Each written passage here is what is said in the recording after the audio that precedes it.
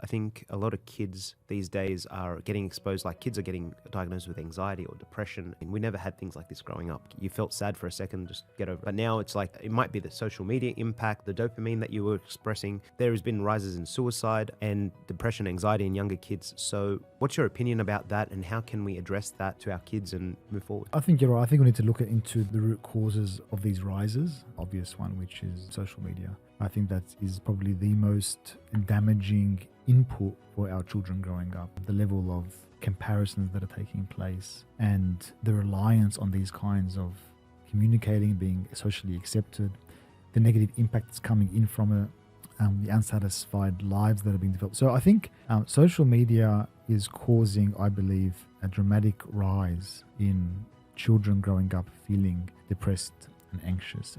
So I think the way we need to approach it is to protect them from these kinds of input, that we don't leave the children completely free to engage online in these kinds of things, but to nurture them in a way that they grow up to be healthy spiritually, physically, emotionally, and protecting them from all of these negative impacts on their life. Some parents, are busy and leave their children to do whatever. So we have to be, I think, vigilant to ensure that our children are protected from these kinds of things so they grow up emotionally healthy.